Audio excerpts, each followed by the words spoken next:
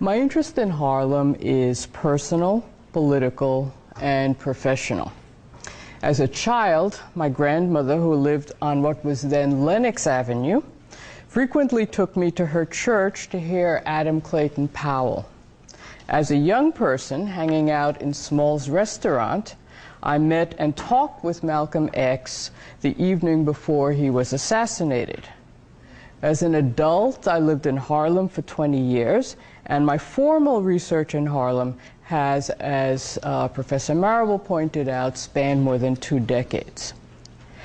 As you know, Harlem is a historic black community that has often been a focus of black activism against the racist state.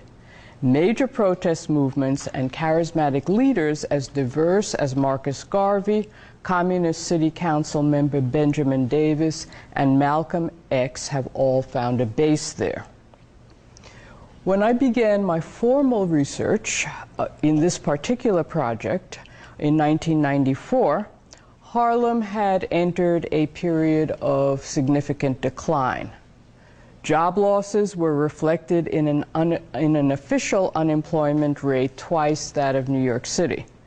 Simultaneous neglect by city and state governments, as reflected in cutbacks in services, as well as increased investment in the private sector, particularly in high-end housing, led to a period of deterioration and decline. Between 1970 and 1990, the number of available housing units in Harlem had declined by about 27%. This period of devastation and displacement in Harlem was then followed by a wave of gentrification, and I'm sure you've heard about this from some of your other speakers. These conditions were reflected in health status. Infant mortality rates in Harlem were twice that of New York City as a whole.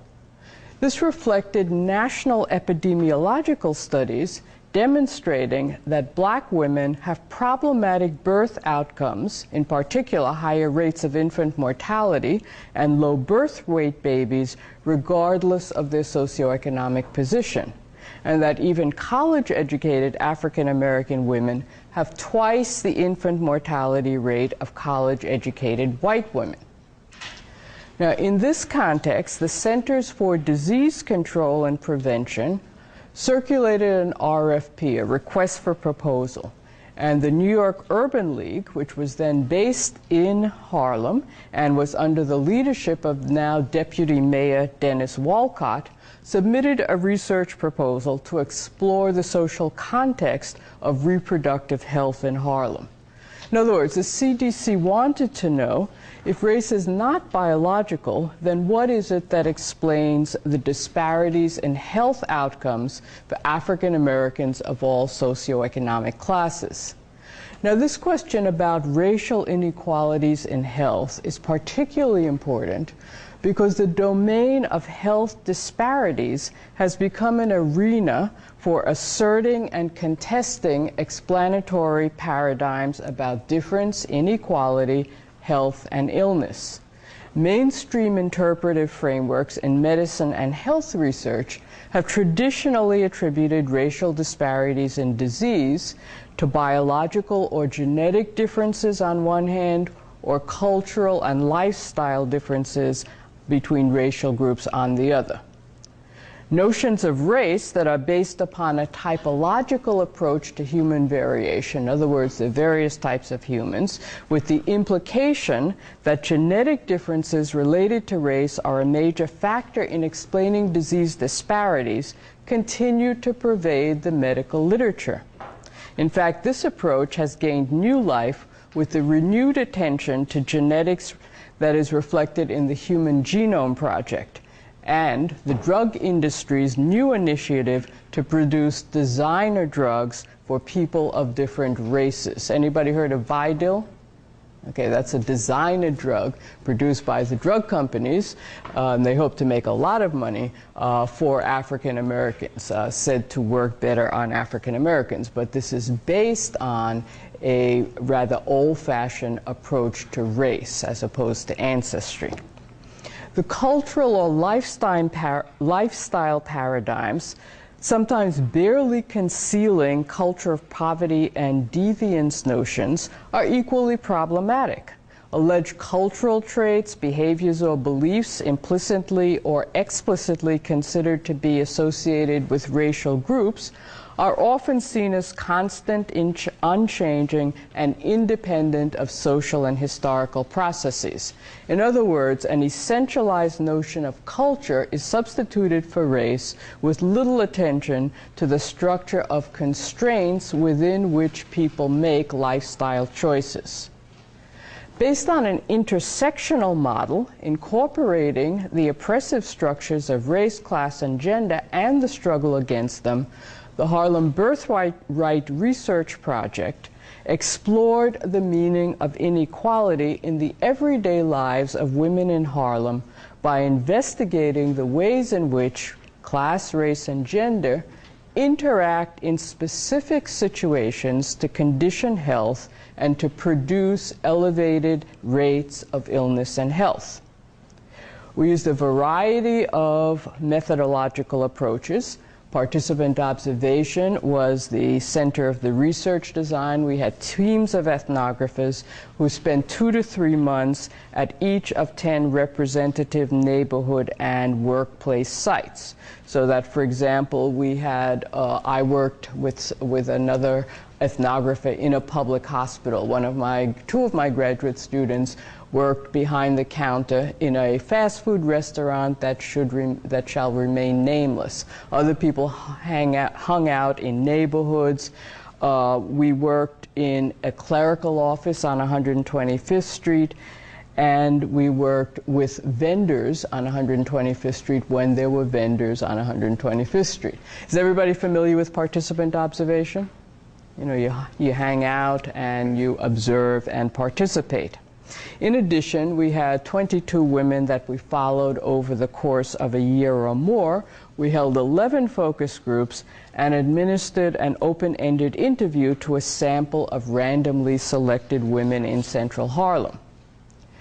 Now, one of the most important strategies that we used was community participation. In other words, trying to involve the community and collaborate with community residents in doing the research. We began by holding open community meetings at various points during the research process to discuss the study, to answer questions, and to solicit advice. And when we held the first meeting, we got some very hard questions, such as, why are you here? Such as, why is the Centers for Disease Control spending all this money on research when you could spend it on feeding people? Okay, these were very important and relevant questions which we addressed and discussed with people the project. We formed a community advisory board that met quarterly throughout the project to advise the research team on all aspects of the research and to review findings. In a subsequent research project, the research team incorporated Photovoice, and this is a participatory action research strategy which was developed by Carolyn Wang at the University of Michigan. And what you do in this kind of research is provide community residents with disposable cameras, and you ask them to take photographs around a certain topic and then to write a text for the photograph that they take. And we did this with respect to welfare reform, and we got some very interesting pictures and texts which were displayed in City Hall for several months. The first task was to define Harlem. How do you define Harlem? Harlem can be defined in any number of different ways. Harlem is a health district. Harlem is a community district. The health district has different boundaries, slightly different boundaries than the community district. We defined Harlem as a symbolic community, and we defined Harlemites as people who work and live in Harlem. So we were interested then in exploring the social conditions that bear on higher rates of illness and death and how community residents struggle against them. These were fully reported in a book, Stress and Resilience, The Social Context of Reproduction in Central Harlem, and I understand you've read, or at least you've been assigned, the first 3 chapters, which document the stressors connected with economic decline and the displacement of people from neighborhoods. However, we also involved really heroic efforts to address these issues, and that's the resistance and resilience part of the title. I use the term transformative work to recognize that women work outside the home, inside the home, but then also engage in transformative work that I define as efforts to sustain continuity under transformed circumstances and strategies to transform circumstances in order to maintain community continuity. Transformative work involves many domains. For example, households develop flexible strategies for subsistence, including piecing together resources garnered from state subsidies, work in formal, informal, and underground sectors, use of private food pantries and charities, private transfers in the forms of services, information, and resources from relatives and friends. In other words, where there's high unemployment, people develop various strategies to provide subsistence. People created work, and some of you have probably read Robin Kelley, Creating Work from Play. People created work from all kinds of things. They created work from such activities as DJing, flower arrangement, kitchen planning, babysitting, hair care, and vending all manner of goods. Household strategies frequently included education for one or more members of the household, often at a public college facility, such as where I teach. In the research, we found that among community residents, there was a tremendous nostalgia for community and a determination to recreate it. So residents spoke very movingly of a past which was characterized by a sense of community. The interview respondents discussed many of the positive aspects of the environment, such as the variety of cultural and spiritual activities that may serve as protective factors for them and mitigate some of the stressors and strains. Perhaps even more significant was the respondents' view that the cultural, historical, and social advantages of living in a black community outweighed a lot of the problems to which the community was subject.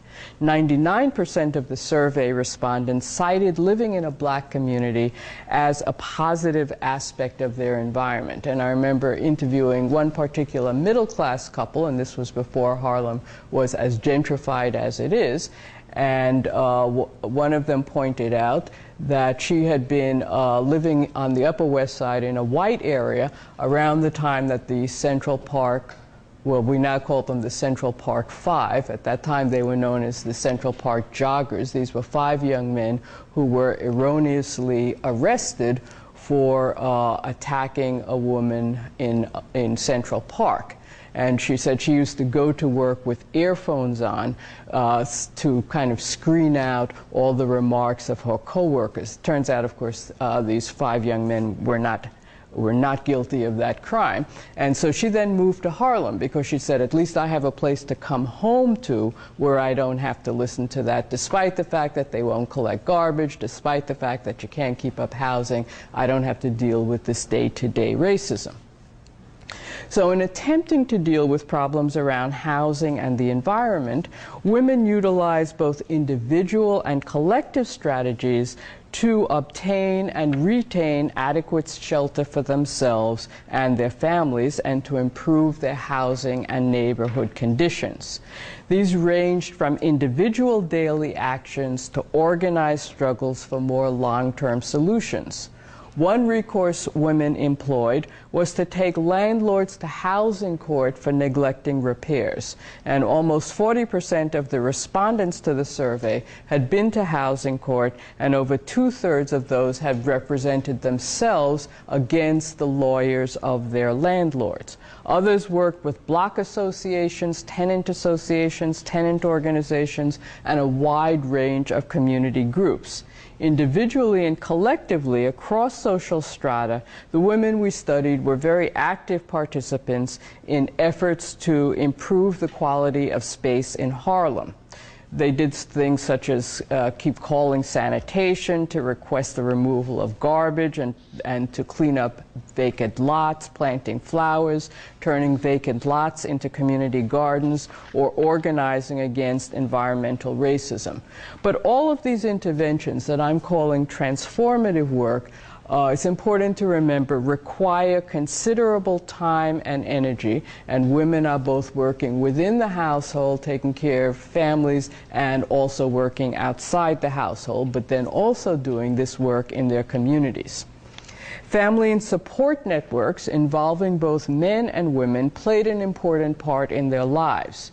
Deindustrialization and the consequent disproportionately high levels of unemployment, as well as the expansion of the prison industrial complex, largely based on racial discrimination in policing and sentencing and selective enforcement of laws, has resulted in a shortage of men as sons, brothers, fathers, and partners, and an increase in women raising children without support from men.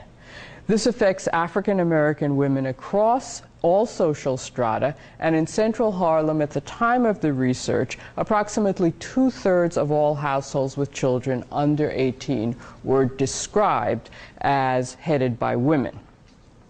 However, the researchers found that though economic conditions severely strained support systems, people perceived family to be important and were involved in a variety of flexible support systems. Almost all the respondents to the survey, 95%, commented on the importance of family ties, and overall 90% of women reported that family relationships were most important to them.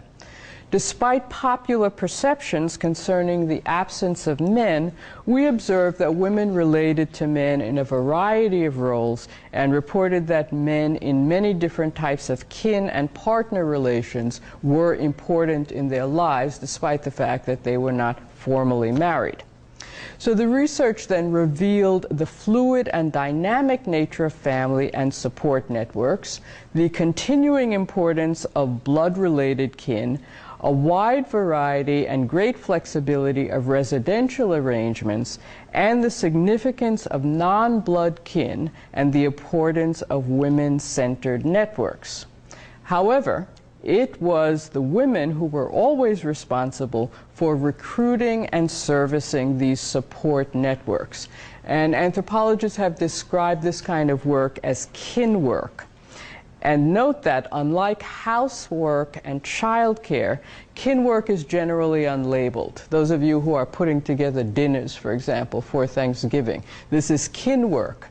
But no one actually counts kin work when you talk about housework, you talk about childcare, etc. But kin work has a purpose. You're putting together support systems because support systems are going to be important, and you have to service those support systems. And while our study participants reported positive experiences with family and support systems, they also reported constraints. Among survey respondents, the higher the level of education, the more frequently family was reported as a major source of stress. And I think this is easily explained by the heterogeneity of African American families. The middle stratum participants were frequently the only member of their family to attain middle class status. So of course everybody was calling on them for everything. And so while the support networks are an important resistance resource, in conditions of inequality, kin work, along with the other transformative strategies women take on, may be simultaneously stressful and protective. In researching resistance resources and transformative strategies, we came into conflict with the Centers for Disease Control. National agencies and institutions, particularly those concerned with health and disease, often have a strong investment in an implicitly pathological model that portrays communities as sick, disorganized, etc. And these people in these agencies may interpret oppositional behaviors as non-compliant, dysfunctional, or pathological.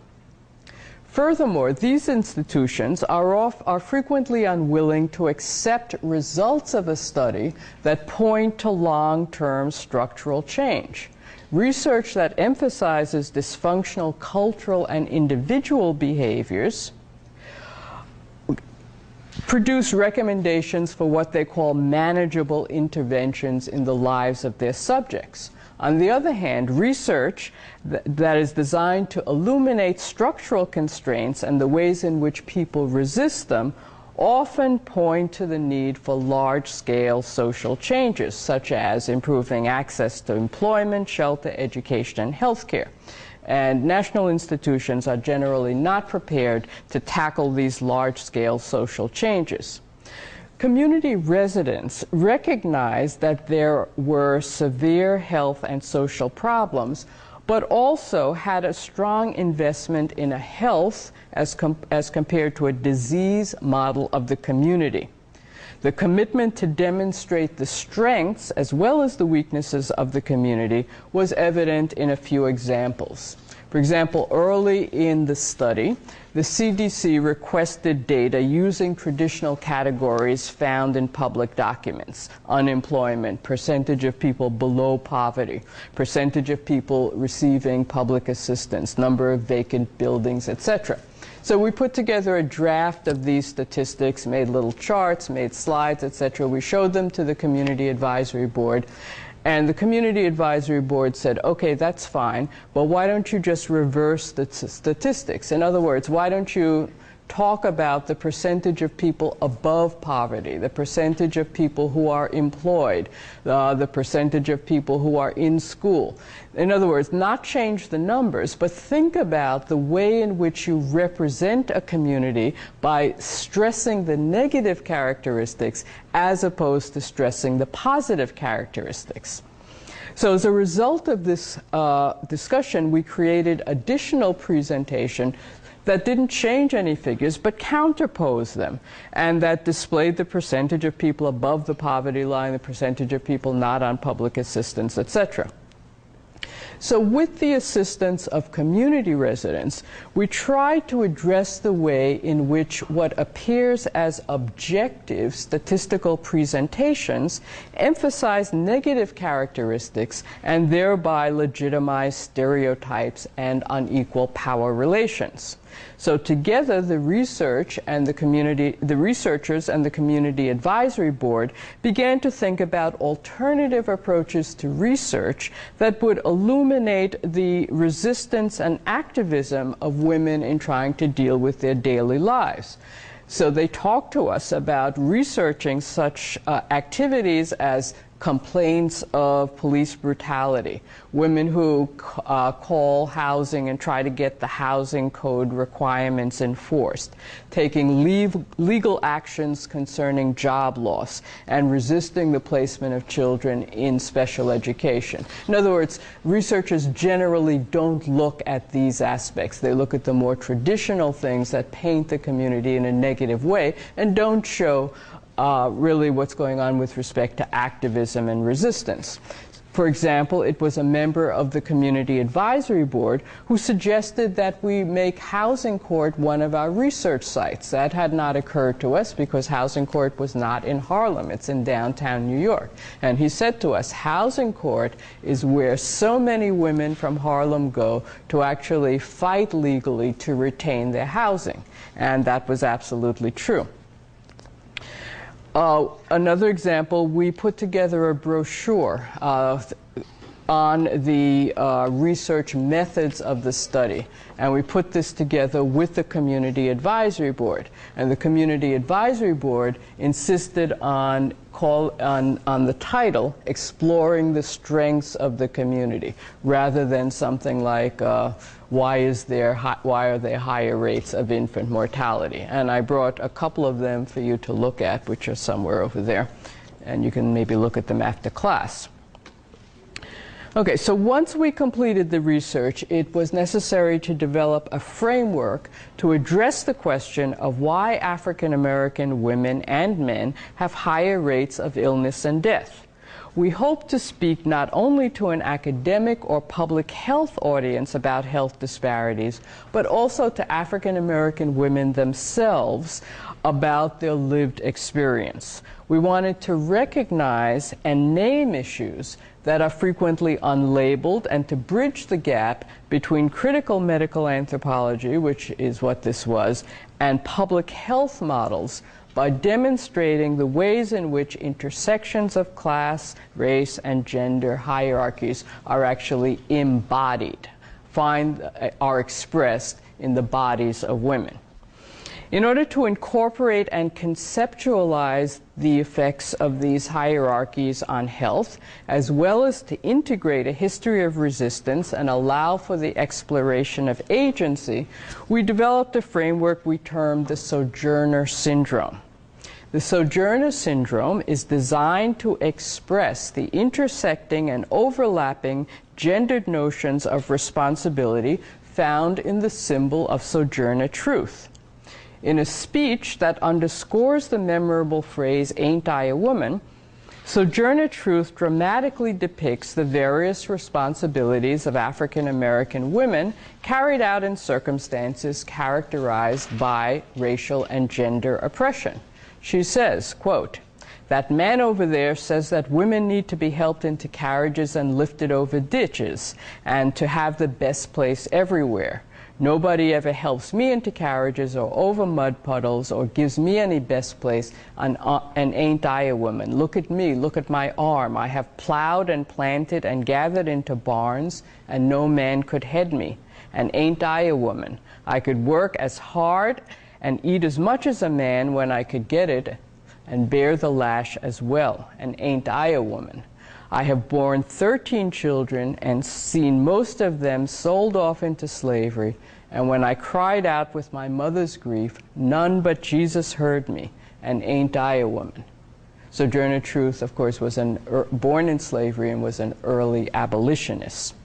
Sojourner Truth's account embodies the findings of the research. The assumption of economic, household, and community responsibilities, which are expressed in family headship, working outside the home, and the constant need to address community empowerment, often carried out in circumstances made difficult by discrimination and scarce resources. In addition, the model of Sojourner Truth speaks to the contradiction between the ideal models of gender and the lives of black women. In other words, exclusion from the protections of private patriarchy offered to white women by the concept of womanhood, motherhood, and femininity.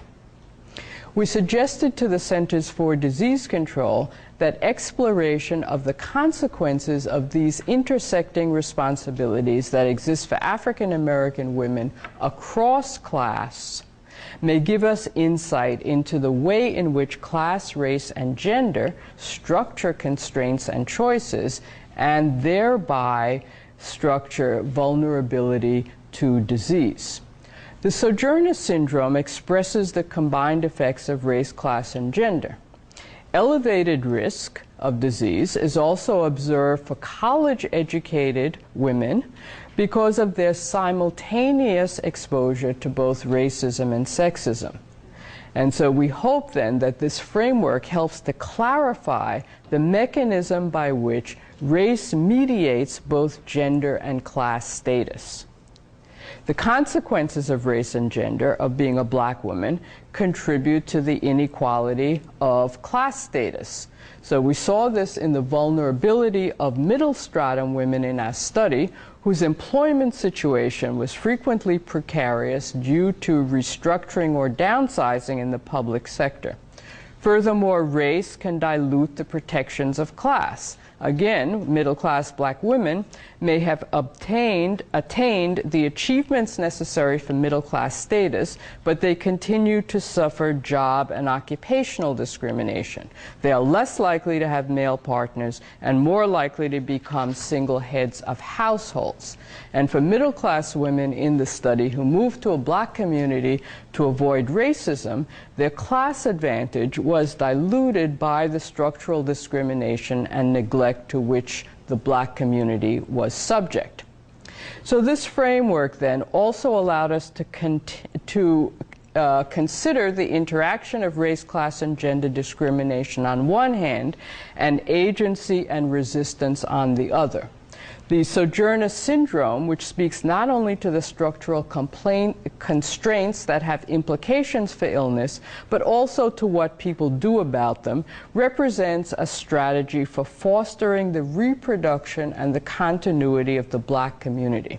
In other words, the Sojourner Syndrome is a survival strategy which may have both short-term and long-term benefits, but it may also have costs, and among them may be serious health consequences. After completing the research phase of the project, physiologists were able to identify, after we completed the research phase of the project, physiologists employed by the CDC were able to identify the physiological mechanisms by which hormones released during episodes of acute stress and chronic strain can stimulate early labor, which leads to high infant mortality. Furthermore, they found that these alterations during pregnancy also increase vulnerability to maternal infections. Stress can therefore cause the early onset of labor, as well as lowered resistance to infections. In other words, while race may not be biological, racism has biological consequences. The Sojourner Syndrome then attempts to capture a paradox, that the enduring duality of race lies in the complicated fact that the imposition of race inevitably creates the structural context for producing oppositional sites of resistance, as well as creative spaces for the articulation of subaltern consciousness, culture, and opposition. Race, class, and gender in Harlem thus become potentially spaces for resistance, counter-narrative, and the emergence of liberatory potential.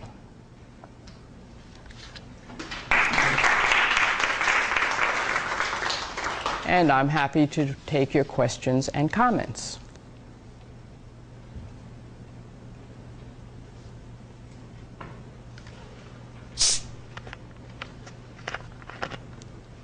Yes? You mentioned a Photovoice, an element of the project was a Photovoice documenting some of the community sentiment regarding the welfare reform, and that part of the project was placed in City Hall, I think. Mm-hmm. And I was wondering if you might be able to sort of give a general impression of maybe some of the dynamic voices that were expressed. Yes, actually, I probably should have brought slides, but didn't get them together in time. This was a different project, and this project was called the New York State Scholar Practitioner Project. And what we did with this project is employ graduate students, I only teach graduate students, give graduate students fellowships to form a bridge between advocacy and grassroots organizations and research. So they attempted to translate research and make it usable to advocacy and grassroots organizations, and to also do research themselves to make information available. So we gave people cameras, and they took pictures of different things. We asked them, what has welfare reform meant for your community? And one picture was of a chest of drawers and a mattress which was out on the sidewalk. And the text said, people are being evicted from their homes. And in the past, people used, and this was in the 30s with the unemployed councils, people used to move the things, their furniture back in to their apartments when they were evicted. But I can tell, this text went on to say, by looking in the drawers, which were full, that this is not just sitting out on the sidewalk, people have been evicted. So there were pictures like that. There were also pictures of community gardens, and people saying this is the way life should be. It should be pretty. We should be able to have gardens. We should be able to have flowers, etc. So there are a range of pictures with a range of different texts. Yes? Through your research, how do you feel that the cyclical effect of stressors being connected and related to economic decline or displacement as far as Black women and how, like, that are connected to their rates of infant mortality?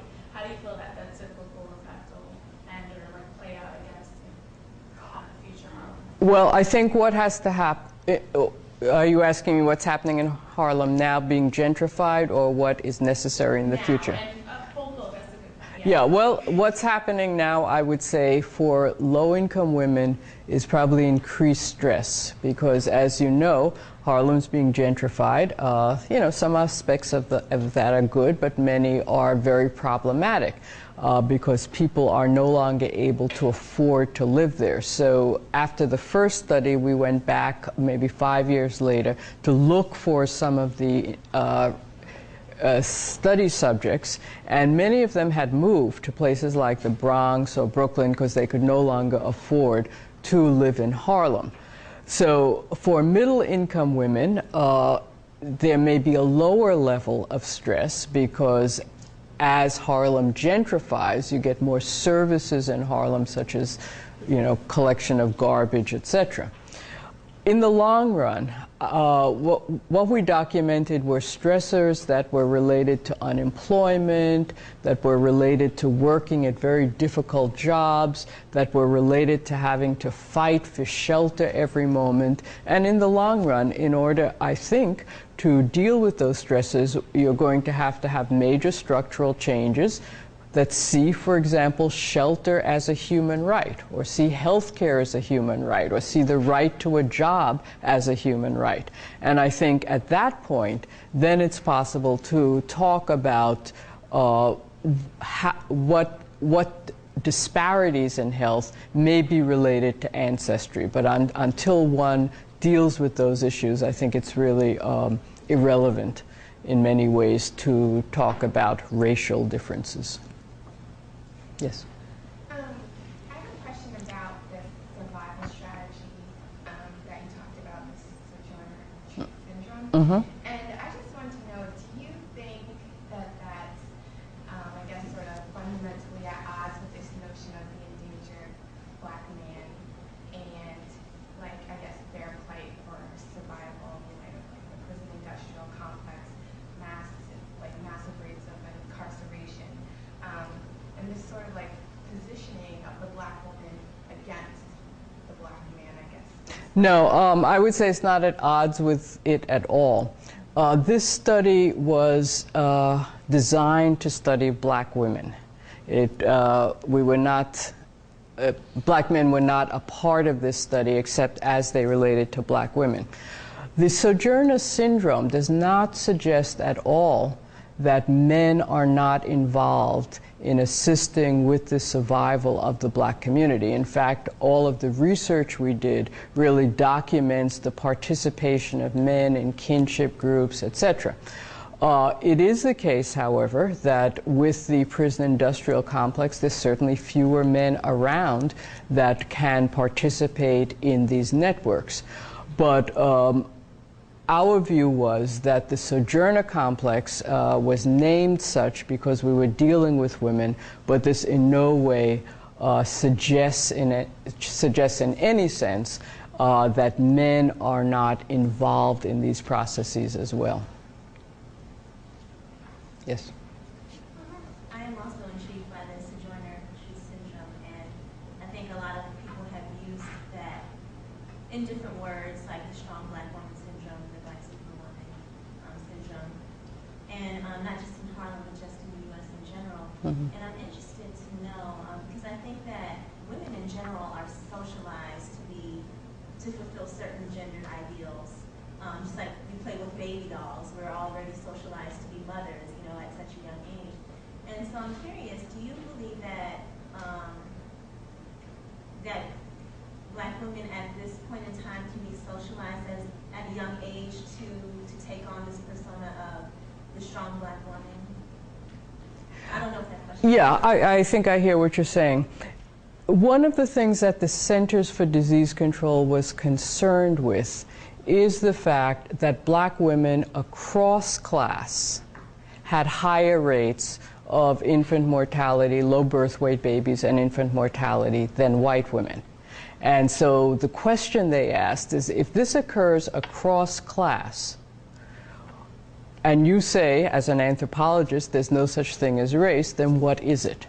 So what we attempted to do was to really demonstrate what are the issues that affect Black women across class, and certainly they affect them in different ways, in different socioeconomic strata. Having documented all of that, the conclusion is not, I think, that Black women should not do these things. But I think it's important that women be conscious of what they're doing. And so very often when I've spoken to Black women, especially middle stratum Black women, it resonates with them because they are not conscious of the fact, for example, that they're doing kin work, that they're holding together networks, that they're doing things on so many different levels because they just do it automatically. I think it's important to be conscious of it and to work in such a way that deals with the causes of ill health as part of the social structure rather than as individual failings. So when people see, well, it's not me, it's really a whole structure of things out there, and this is a common problem among Black women, I think the way in which people address that then is very different. Rather than address it individually, you may want to address it collectively. I think we have That's it? Okay. All right. Thank Dr. Mullings for a great presentation. Thank you.